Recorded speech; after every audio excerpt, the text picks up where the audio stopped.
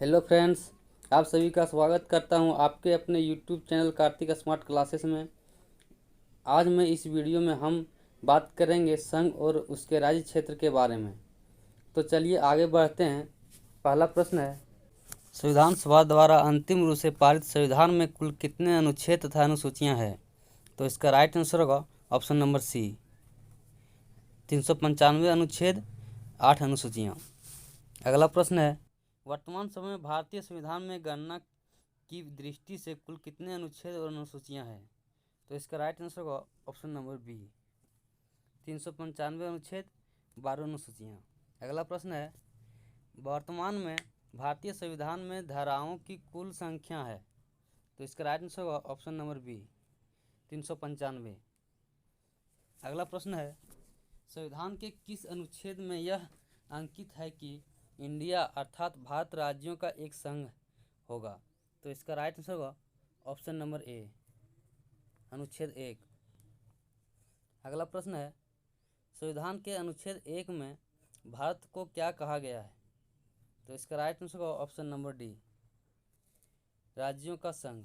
अगला प्रश्न है, भारतीय संविधान में किन अनुच्छेदों में नागरिकता संबंधी प्रावधान है? तो इसका राइट आंसर होगा ऑप्शन नंबर बी, अनुच्छेद 5 से 11। अगला प्रश्न है, निम्नलिखित में से किन अनुच्छेदों द्वारा भारतीय संविधान नागरिकों का मूल अधिकार निश्चितता प्रदान करता है? तो इसका राइट आंसर होगा ऑप्शन नंबर ए, अनुच्छेद 12 से 35 तक।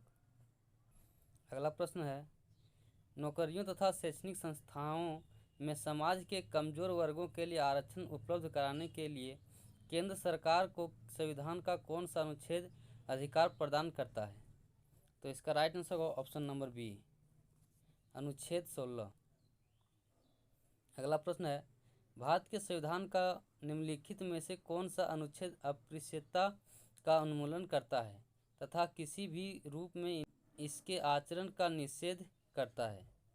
तो इसका राइट आंसर होगा ऑप्शन नंबर सी, अनुच्छेद 17। अगला प्रश्न है, भारतीय संविधान का कौन सा अनुच्छेद राष्ट्रपति के पद के लिए पुनः निर्वाचन की योग्यताएं निर्धारित करता है? तो इसका राइट आंसर होगा ऑप्शन डी, अनुच्छेद 57। अगला प्रश्न है, भारतीय संविधान के किस अनुच्छेद के अंतर्गत भाषण एवं अभिव्यक्ति की स्वतंत्रता के अधिकार की गारंटी दी गई है? तो इसका राइट आंसर होगा ऑप्शन नंबर ए, अनुच्छेद 19। अगला प्रश्न है, भारतीय संविधान के किस अनुच्छेद में प्रेस की स्वतंत्रता दी गई है? तो इसका राइट आंसर होगा ऑप्शन डी, अनुच्छेद 19(1).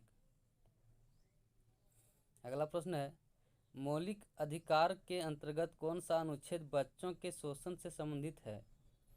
तो इसका राइट आंसर होगा ऑप्शन डी, अनुच्छेद 24।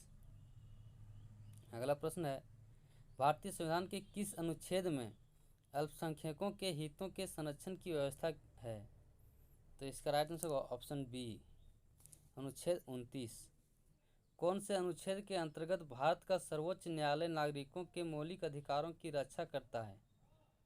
तो इसका राइट आंसर होगा ऑप्शन डी, अनुच्छेद 32। अगला प्रश्न है, भारतीय संविधान के किन अनुच्छेदों में राज्य के नीति निर्देशक तत्वों का उल्लेख है? तो इसका राइट आंसर होगा ऑप्शन सी, अनुच्छेद 36 से 51। अगला प्रश्न है, भारतीय संविधान के अंतर्गत कल्याणकारी राज्य की अवधारणा निम्नलिखित में से किस अनुच्छेद में वर्णित है? तो इसका राइट आंसर होगा ऑप्शन नंबर बी, अनुच्छेद 39।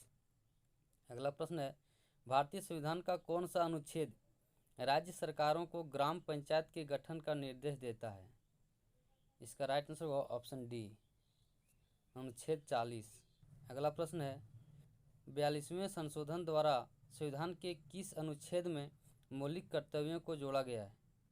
तो इसका राइट आंसर होगा ऑप्शन बी, अनुच्छेद 51(a). अगला प्रश्न है, भारतीय संविधान के किस अनुच्छेद में मौलिक कर्तव्यों की चर्चा की गई है? तो इसका राइट आंसर होगा ऑप्शन नंबर बी, अनुच्छेद 51(a). अगला प्रश्न है, संघ की कार्यपालिका शक्ति राष्ट्रपति में निहित होगी, जिनका प्रयोग वह स्वयं या अपने अधीनस्थ अधिकारियों के द्वारा करेगा। इसका राइट आंसर होगा ऑप्शन सी, अनुच्छेद 53। अगला प्रश्न है, भारत के संविधान के किस अनुच्छेद के अंतर्गत भारत के राष्ट्रपति पर महाभियोग चलाया जा सकता है? तो इसका राइट आंसर होगा ऑप्शन ए, अनुच्छेद 61। अगला प्रश्न है, संविधान के किस अनुच्छेद में उपराष्ट्रपति पद का प्रावधान किया गया है? तो इसका राइट आंसर होगा ऑप्शन सी, अनुच्छेद 63। अगला प्रश्न है, संविधान के किस अनुच्छेद के अंतर्गत मंत्रीगण सामूहिक रूप से लोकसभा के प्रति उत्तरदायी है? तो इसका राइट आंसर होगा ऑप्शन सी, अनुच्छेद 75। अगला प्रश्न है, संविधान का कौन सा अनुच्छेद मंत्रिपरिषद के गठन के बारे में आधारभूत नियम निर्धारित करता है? तो इसका राइट आंसर होगा ऑप्शन नंबर सी। तो फ्रेंड्स, आज की क्लास यहीं पे रखते हैं, मिलते हैं अगले क्लास में। जय हिंद, जय भारत।